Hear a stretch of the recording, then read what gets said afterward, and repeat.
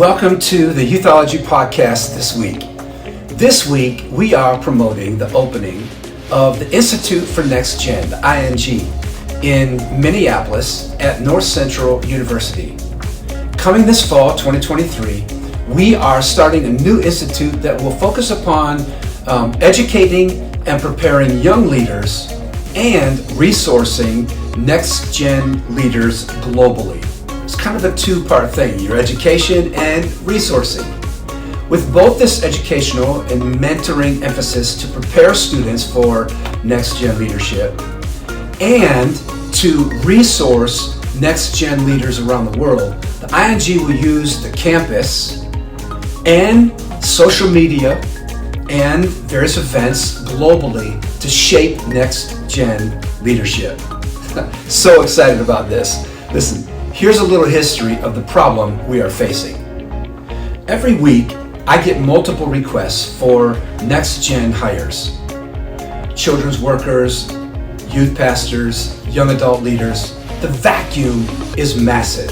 We do not have enough young leaders to fill the available positions around the country and, for that matter, globally. For various reasons. Listen, young leaders moving on from youth ministry or children's ministry is not new, okay? The young leaders are planting churches. Young leaders are taking executive positions with churches.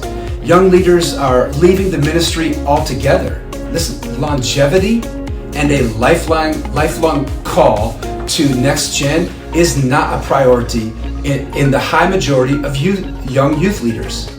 But we have to change that.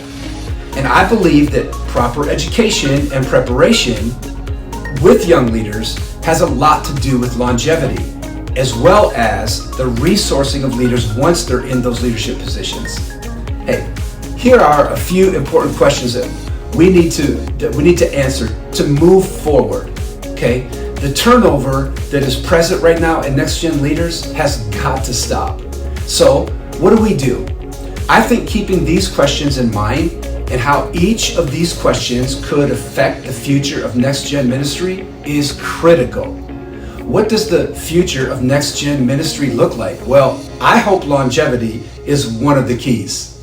Here's some questions. Is next-gen ministry that we see today relevant for the future of the church? Second question, why are the theology statistics plummeting from the millennial and the Gen Z sets, and who knows what with Alpha Gen? Another question, could this lack of theology in young adult and youth ministry and children's ministry be more of a family problem and not a next-gen issue?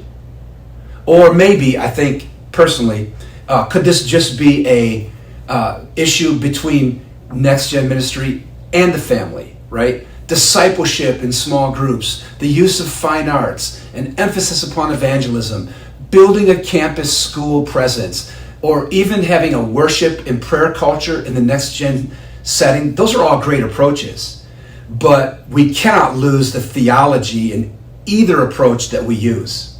Here's another question. Could social media be the trigger for the next great revival in the church?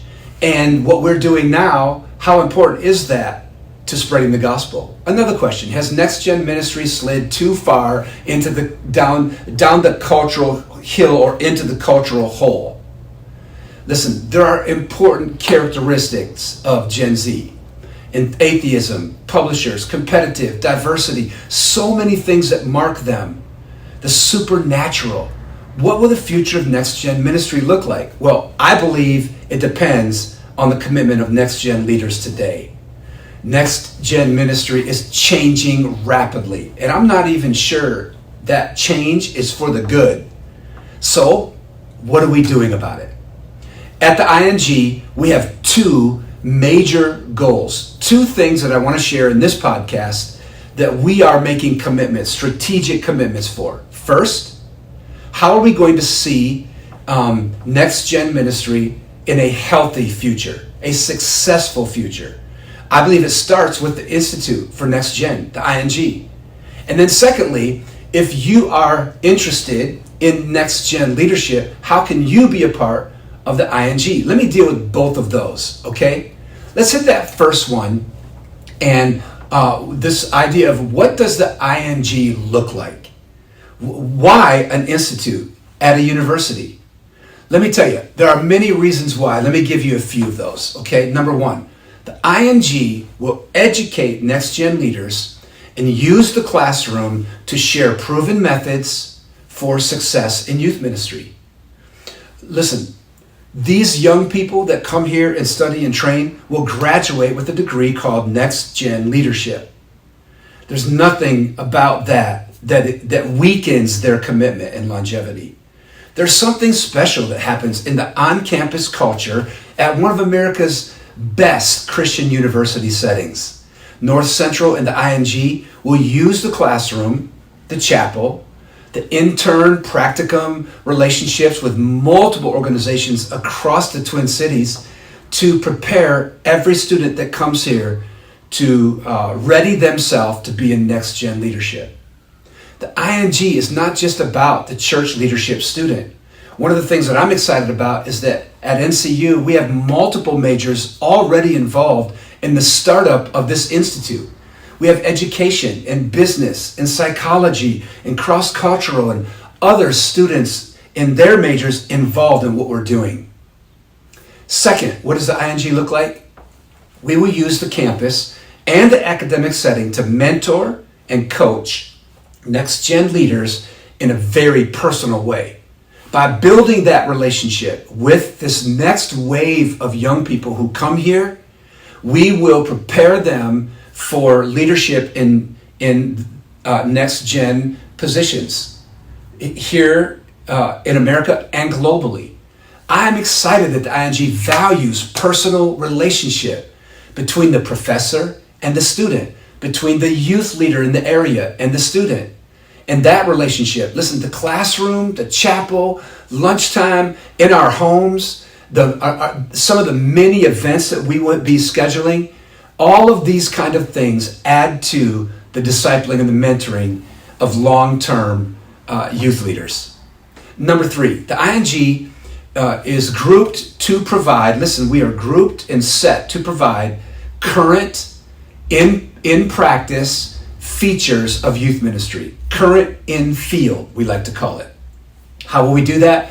Weekly podcasts and manuscripts that accompany weekly podcasts, weekly social media presence, weekly video meetings and with next-gen leaders around the world, and then monthly events and pop-ups to the local church and around the world. Monthly events that we want to do.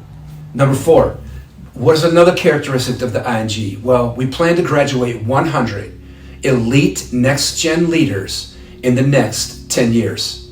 That's right, 10 a year as we build this. Obviously, we're looking at more later, but the organizational structure as we begin, our goal is to recruit 100 next-gen leaders to set them up as elite leaders in the next decade. It is a strategic approach. How? We want to retain a few of the young leaders that we have on campus now, and we want to retaining and recruiting 100 leaders. Number five, the ING will communicate a current vision for next-gen leadership. We want to be a think tank for partnering with next-gen leaders around the globe and some of their events and bring them into the classroom either by video or live. It is a high value at the ING to keep the relationship with our graduates from NCU over the years and other generational leaders around the country. We want to see next-gen leaders in the field, okay? We want to see present professionals.